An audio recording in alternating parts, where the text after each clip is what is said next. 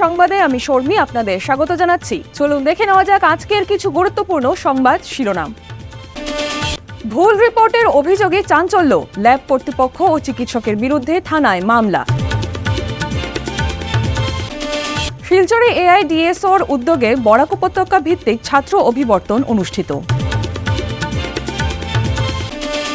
কৃষকদের প্রাপ্য সরকারি সুযোগ সুবিধা সময়মতো পৌঁছে দেওয়ার ওপর জোর দিলেন বিধায়ক আমিনুল। শ্রীভূমি শহরে ব্যবসায়ীদের লাইসেন্স চেকিং করলেন পুর কর্তৃপক্ষ। কালাইন গ্যাস এজেন্সিকে ঘিরে বিস্ফোরক অভিযোগ, তদন্ত ও বন্ধের দাবি কুমারজিৎ দেবের। এখন আসছে বিস্তারিত সংবাদে। একটি রক্ত পরীক্ষার রিপোর্টকে কেন্দ্র করে শিলচরে তীব্র চাঞ্চল্যের সৃষ্টি হয়েছে।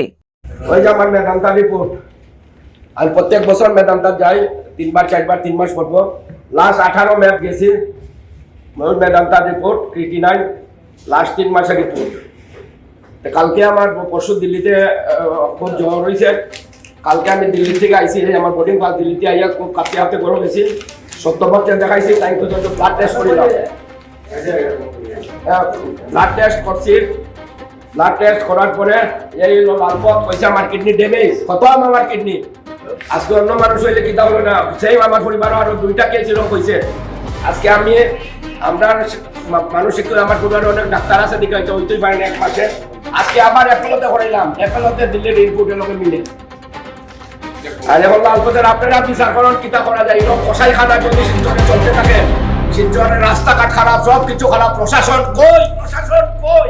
ভুল চিকিৎসা সংক্রান্ত রিপোর্ট প্রদান করে রোগীকে মানসিকভাবে বিপর্যস্ত করা এবং বিভ্রান্ত করার অভিযোগে একটি বেসরকারি ডায়াগনস্টিক ল্যাবের কর্তৃপক্ষ ও রিপোর্টে স্বাক্ষরকারী চিকিৎসক পুলক দাসের বিরুদ্ধে থানায় মামলা দায়ের করেছেন শহরের বিশিষ্ট ব্যবসায়ী কুমারজিৎ দেব। অভিযোগ অনুযায়ী সম্প্রতি তিনি ক্রিয়েটিনিন পরীক্ষার জন্য উক্ত ল্যাবে রক্তের নমুনা দেন। পরে প্রাপ্ত রিপোর্টে তার ক্রিয়েটিনিনের মাত্রা অস্বাভাবিকভাবে বেশি দেখানো হয় এবং কিডনির গুরুতর সমস্যার আশঙ্কার কথা জানানো হয়। রিপোর্ট হাতে পেয়ে তিনি ও তার পরিবার চরম উদ্বেগের মধ্যে পড়েন বলে দাবি করেছেন।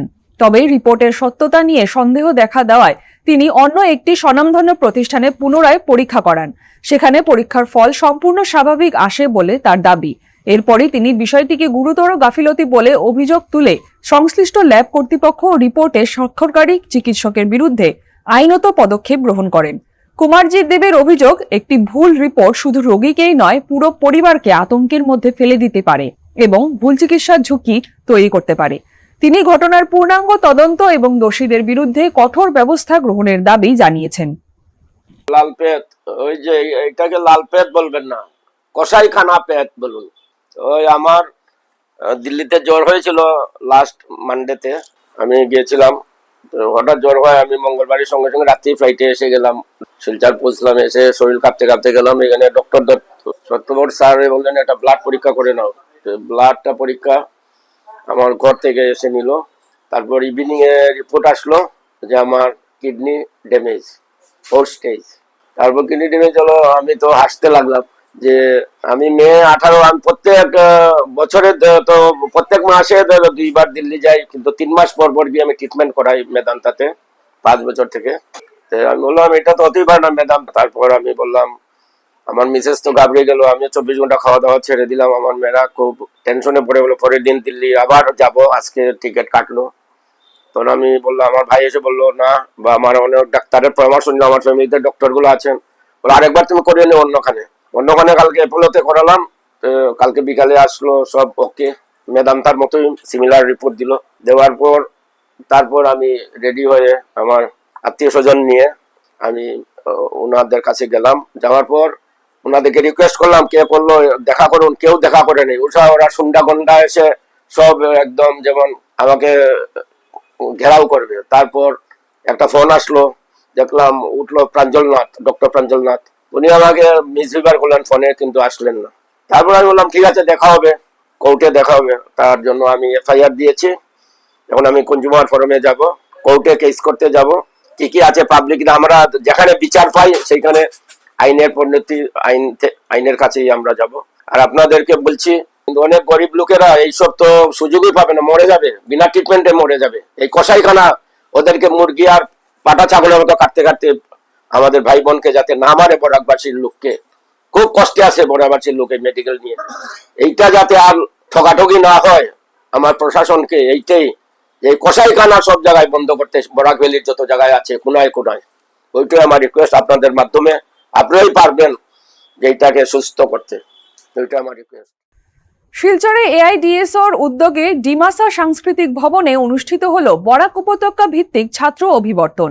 আসাম বিশ্ববিদ্যালয়ের স্নাতক পরীক্ষার ফল প্রকাশে অনিয়ম, 4 বছরের ডিগ্রি কোর্স চালুতে পরিকাঠামোর অভাব এবং ভর্তি সমস্যাকে কেন্দ্র করে ছাত্রছাত্রীরা উদ্বেগ প্রকাশ করেন।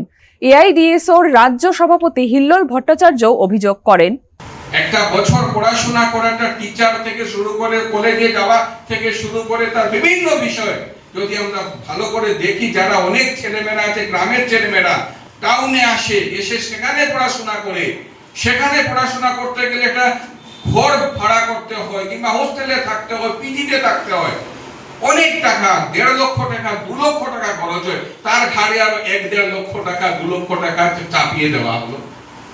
এবং এই যে বর্তমানে যে বলা হচ্ছে, মানে বেশিরভাগ গ্রামের কলেজ বলছে আমাদের পক্ষে 4 বছরের কোর্স করা সম্ভব নয়। সেই গ্রামেই দেখবেন একটি প্রাইভেট কলেজ খুলে গেছে, সেই প্রাইভেট কলেজে ঠিক বলছে যে আমার কলেজে আসো, 4 বছরের ডিগ্রি কোর্স হবে।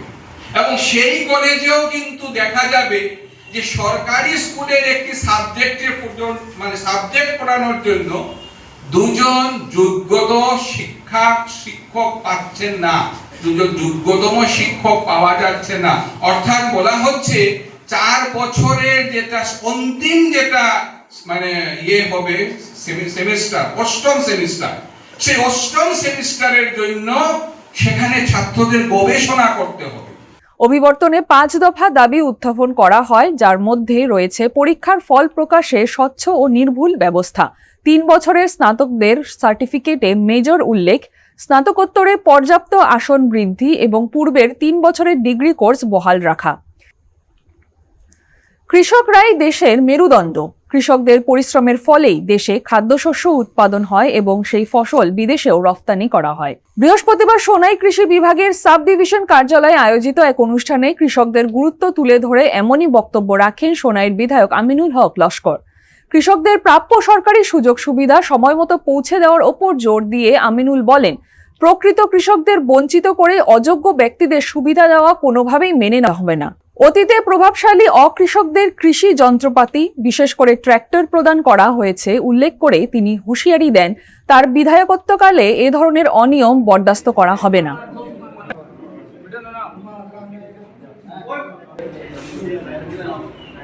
এগ্রিকালচার সাব ডিভিশনে যেটা নলেজ সেন্টারে সোনাইয়ের প্রগতিশীল কৃষক, যারা প্রগতিশীল কৃষক তাদেরকে উন্নত মানের বীজ, যেটা ইতিহাস বীজ, এর আগে প্রথম লঞ্চ হয়েছে। এর আগে আমরা রঞ্জিত দেখছি, রঞ্জিত সাবওয়ান দেখছি, ইতিহাস যেটা উন্নত মানের সিড, যেটা সোনাইয়ের কিছুটা জায়গা আছে যে বন্যা উপকূলিত এলাকা, অনেক সময় বেশি দিন জল থাকে। এই বেশি দিন জল থাকার পরে, জল সরার পরে রঞ্জিত সাবওয়ান লাগাইলে এটা ফসল ভালো হয় না, ধান হয় না। এখন গীতেশ যেটা ভ্যারাইটি দেওয়া হয়েছে, এটা সিজন যাওয়ার পরে লাগাইলে সম পরিমাণে মানে ফসল হয়, ধান হয়। এটা আজকে এই সিড ডিস্ট্রিবিউশন হইল এখানে। আর মূল হয়েছে ক্ষেত পাশা অভিযানের যেটা লাস্ট পর্ব, যে জুনের 30 তারিখ পর্যন্ত এটা লাস্ট টাইম। এই ক্ষেত পাশা অভিযানের একটা অ্যাওয়ারনেস, যে কৃষকরা কীভাবে তারা জমিটারে কাজে লাগাইতো, ফসল 2 ফসল ক্ষেত করত, বাদে ওই জায়গাতে রবি শস্য করত। এবং সরকারের তরফ থেকে বীজ এবং জল দেওয়ার ব্যবস্থা হইতেছে, সময় দরকার লাগলে ট্র্যাক্টর দেওয়া হইতেছে প্রগতিশীল কৃষকরা, যাতে আমরা সোনাই একটা কৃষি প্রধান। সোনাইতে আমরা এটাই আমরা কৃষকরা এটা প্রমাণ করতো যে অতীতে যেটা আসলো, সোনাই হয়েছে বরাক উপত্যকা রান্নার ঘর। বরাক সোনাইতে যদি রঞ্জিত চাউল বাজারও যায় তো সোনাইতে যায়, যদি কালিজিরা চাউল যায় তো সোনাইতে যায়। আজকে রবি শস্য যেটা পুরা ডিপেন্ডেন্ট নট অনলি বরাকভ্যালি এবং মিজোরাম পর্যন্ত আমরা সোনাইয়ের উপরে ডিপেন্ডেন্ট। এই রবি শস্য এবং ক্ষেত কৃষি যাতে হয়, প্রগতির কৃষক যারা আছে এরা অ্যাওয়ারনেস করা হয়েছে, উন্নত মানের বীজ দেওয়া হয়েছে, কীভাবে ক্ষেত কৃষি করতে হয় এগ্রিকালচার তারা ভালো করে বলা হয়েছে এবং লোকের সঙ্গে সঙ্গে তাদেরকে যে উন্নত মানের অর্গ্যানিক যেটা ফার্টিলাইজার দেওয়া হয়েছে। দীর্ঘদিন ধরে শ্রীভূমিতে যারা ব্যবসা বাণিজ্য করে আসছেন তাদের ব্যবসা করার অনুমতিপত্র রয়েছে কিনা, এমনকি সলিড ম্যানেজমেন্ট আইন মেনে চলছেন কিনা তা খতিয়ে দেখতে বৃহস্পতিবার শ্রীভূমি পুরসভা পক্ষ থেকে বিশেষ অভিযান চালানো হয়। শহরের বিভিন্ন এলাকার বাণিজ্যিক প্রতিষ্ঠানে হানা দেন পুরসভা কর্তৃপক্ষ। যেসব বাণিজ্যিক প্রতিষ্ঠান স্বত্বাধিকারীদের ব্যবসা করার অনুমতিপত্র নেই তাদের জরিমানা করা হয়। পাশাপাশি দোকানের ভিতরে থাকা আবর্জনা স্তূপীকৃত করে আবর্জনা ফেলার ঝুড়িতে রাখার নির্দেশ দেওয়া হয়েছে, তা অনেকেই না মানায় তাদের সতর্ক করে দেওয়া হয় পুরসভা কর্তৃপক্ষের পক্ষ থেকে। পুরসভা কর্তৃপক্ষ সাফ জানান, যারা সলিড ম্যানেজমেন্ট আইন ভঙ্গ করবেন তাদের হয়তো বৈদ্যুতিক সংযোগ বিচ্ছিন্ন বা জল সংযোগ বিচ্ছিন্ন করা হতে পারে। দোকানীদের সতর্ক করে দেওয়া হয়, যা বর্তমানে সুপ্রিম কোর্টের নির্দেশ রয়েছে। পুরসভা আধিকারিক ৰিপৰ্টাৰ ক্যামেরায় কি বললেন তা শুনে নেওয়া যাক। আজি আমি টাউনৰ দোকানবিলাকৰ ৰেগুলেশ্যন আছে নাই তাত চেক কৰিছোঁ আৰু তেওঁলোকে সলিড ওয়েষ্ট মেনেজমেণ্ট ফ'ল' কৰিছে নাই। তো মেইনলি যদি কাৰোবাৰ আমি আগেও বহুবাৰ নটিচ দিয়া হৈছে দোকানবিলাকত এফেলেজ কৰা হৈছে, এই ডাষ্টবিন ৰাখিব লাগিব আৰু আমাৰ ডেইলি ৰাতিপুৱা মানে মৰ্ণিং আৰু ইভিনিং কমাৰ্চিয়েল এৰিয়াত গাড়ী চলে তাতে তেওঁলোকে ফটো দিব লাগে ইমান গাড়ী চলে, কিন্তু বহু দোকানে এইটো ফ'ল' কৰা নাই। সেইকাৰণে দেখোঁ টাউনৰ মাজতে যাবলৈ দাম কৰি দিয়ে। তাৰে কেছত আমি ফাইন লৈছোঁ আৰু নতুন এটা সুপ্ৰিম কোৰ্টে ৰুলিং দিছে যে যদি কোনো মানুহে কোনো ঘৰে কোনো দোকানে যদি garbage solid waste management rule মানি নচলে তেতিয়া তেওঁলোকৰ কাৰেণ্টৰ কানেকশ্যন কাটিব পাৰে, নহ'লে জলৰ কানেকশ্যন কাটিব পাৰে।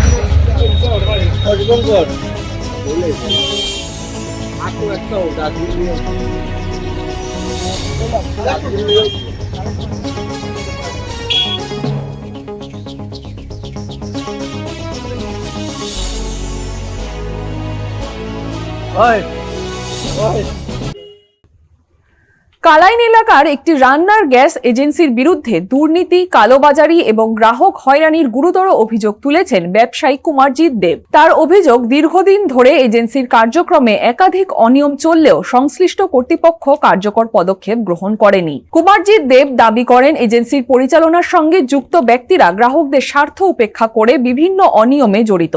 তার আরও অভিযোগ, একটি তেল সংস্থার এক কর্মীর সঙ্গে যোগসাজশ করে বছরের পর বছর ধরে দুর্নীতি চালানো হয়েছে। পাশাপাশি গ্যাস সিলিন্ডার কালোবাজারি এবং অভিযোগকারী গ্রাহকদের নানা ধরনের হয়রানিরও অভিযোগ তুলেন তিনি। আমি বিগত প্রায় 25 বছর আগে কালাইন এজেন্সিটা আপনার এই নিয়েছিলাম অন্য একজনের নামে, মানে আমার ক্যাটাগরিতে হয়নি, এদিকে এসি ক্যাটাগরিতে নিয়েছিলাম। দিলীপ দাস একটা ছেলে, অর্ডিনারি ছেলে, ক্ষেতের কাজ টাজ করতো এই যে জালালপুরের, এইখানে রাজপুরের সুকুমার দাস আমাদের লোকের ফ্যামিলির মতো সম্পর্ক, উনি এনে দিয়েছিলেন। তারপর দিলীপ দাস সবকিছু ফাইন্যান্স, আমার ওর কাছে 1 টাকাও ছিল না, খুবই গরিব ছিল। তো চলছে গুদামটা আমি নিয়েছি, সব আমি কিনে দিয়েছি। বিগত 1-1.5 বছর থেকে ও আমার কাছে অনেক লক্ষ লক্ষ টাকা নিয়েছে, আমাকে কিচ্ছু দিচ্ছে না। তারপর ও কালোবাজিতে শুরু করে দিল। আমার ওকে আমি গালিগালাজ দিলাম, কারণ কালাইনটা এজেন্সিটা এনেছিলাম পাবলিকের সুবিধার জন্য। কেন আমার বাবা বিগত 15 বছর থেকে এখানে বিজেপির এমএলএ ছিলেন, বা 40 বছর 50 বছর থেকে বাবা কাটিগড়া যেন সাধারণ জন সেবা করে যাচ্ছেন, তার জন্য একটা সুবিধার জন্য গ্যাস এজেন্সি ছিল না। দিল্লিকে আমি ধমকালাম যে তোমার ব্ল্যাক ট্যাগ চলবে না, তারপর আমার কথা মান্য করে ও চলে যাচ্ছে। আমি সরে গেলাম, কিন্তু আমাকে পয়সা দিবে বলে, গোদাম ভাড়া দিবে বলে, আমি এবার গোদাম ভাড়া দিয়ে দিবি, আর কিছু লাগবে না। তো গুদাম ভাড়া এখন দেয় না। ও রিসেন্ট একজন এইখানে এলপিজি অফিসার রাজজ্যোতি দাস নাকি দাস, মিস্টার দাস, হ্যাঁ, উনি এলপিজি সিনিয়র ম্যানেজার, ওনার সঙ্গে পেয়ে উনি গাড়ি ব্ল্যাক করতেছে। ওনার সব সিলিন্ডার, যেটা স্টক থাকা দরকার, সিলিন্ডার একটা থাকে এজেন্সিতে 300-400, সব সিলিন্ডার বিক্রি করে দিয়েছে। লোকে কোনো গ্যাস পায় না। কিন্তু গুয়াহাটিতে কোনো এই যে ক্রাইসিসের সময় অনেক এজেন্সি ক্যান্সেল হয়েছে, শিলচরও ওয়ার্নিং খেয়েছে, পেনাল্টি খেয়েছে। কিন্তু কালাইন এজেন্সির এত কমপ্লেন দাস হতে রাজজ্যোতি দাস কালাইনকে কোনো অ্যাকশন নেয় না। উনি দিলীপ দাসের আত্মীয় মনে হচ্ছে, বা ওনার সঙ্গে পার্টনারশিপে কিছু আছে একটা, আপনারা তদন্ত করে দেখুন। প্রশাসনকে বলছি ইমিডিয়েট কালাইন এজেন্সি বন্ধ করার জন্য এবং রাজজ্যোতি দাসকে ট্রান্সফার করার জন্য, তাহলে সুস্থভাবে সমস্ত গ্যাস এজেন্সি চলবে। মালিডর কালাইন অত্যন্ত গুরুত্বপূর্ণ সড়কটি মরণ ফাঁদে পরিণত হয়েছে। আসাম ও মেঘালয়ের সীমান্তবর্তী মালিডর থেকে কালাইন শহর পর্যন্ত সড়ক সম্পূর্ণ বেহাল দশায় রূপ নিয়েছে। দেখুন সবিশেষ। মালিডর থেকে কালাইনের দূরত্ব আনুমানিক 22 কিলোমিটার। সাধারণত প্রাইভেট গাড়ি বা বাইকে পৌঁছাতে প্রায় 1 ঘন্টা সময় লাগে, যদিও এখন 2 থেকে 3 ঘন্টা সময় লাগছে। এই রুটের প্রধান অংশটি 6 নম্বর জাতীয় সড়কের ওপর পড়েছে এবং এটি বরাক উপত্যকার একটি অন্যতম প্রধান লাইফ লাইন। কিন্তু সড়কের বর্তমান অবস্থা মরণ ফাঁদে পরিণত হয়েছে। অবশ্য মালিডর কালাইন হয়ে শিলচর পর্যন্ত বিস্তৃত অংশটিকে 4 লেনে উন্নীত করার বড় মাপের প্রকল্প হাতে নিয়েছে national highways and infrastructure development corporation limited. এই পাহাড়ি ও সংবেদনশীল রুটে যানজট নিয়ন্ত্রণ, পণ্যবাহী গাড়ির ওজন পর্যবেক্ষণ এবং দুর্ঘটনা এড়ানোর জন্য মালিডর ও কালাইন চেকপয়েন্টগুলোতে নিয়মিত নজরদারি ও ট্রাফিকের বিশেষ নিয়ম কানুন বলবৎ থাকে, যদিও এই সড়ক দিয়ে যাত্রীদের ঝুঁকি নিয়ে যাতায়াত করতে হচ্ছে।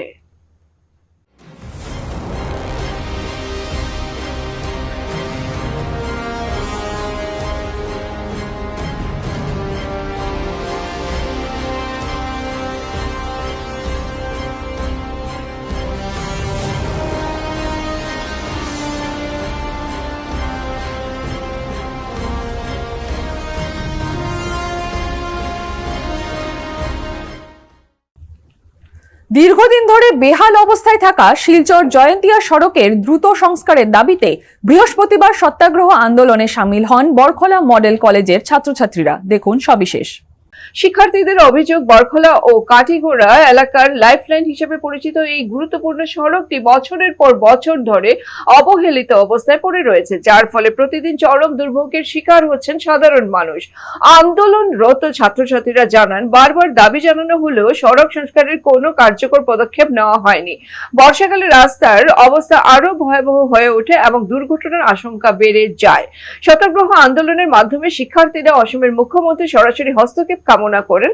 তাদের দাবি, অবিলম্বে সড়ক সংস্কারের কাজ শুরু করে সাধারণ মানুষের দীর্ঘদিনের দুর্ভোগের অবসান ঘটাতে হবে।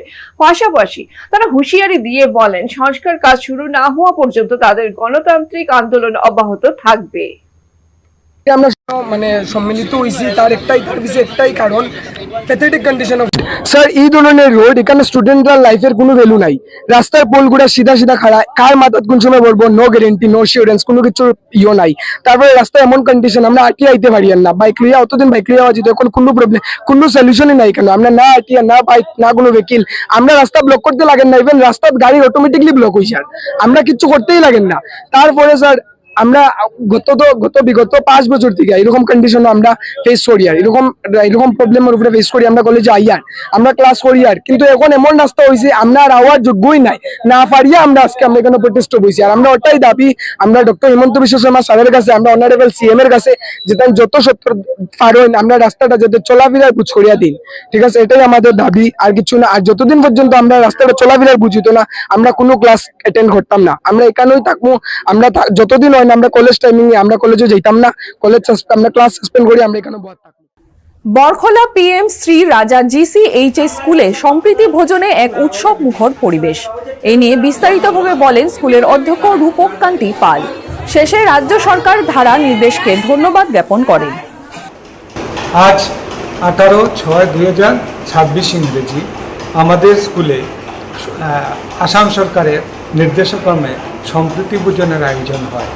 তাতে অংশগ্রহণ করেন আমাদের স্কুলের শিক্ষক শিক্ষিকা, আমাদের কমিউনিটি, অভিভাবক, মাতৃগোট, পঞ্চায়েত প্রধান, পঞ্চায়েত সেক্রেটারি, এনজিও সবাই তাতে অংশগ্রহণ করেন।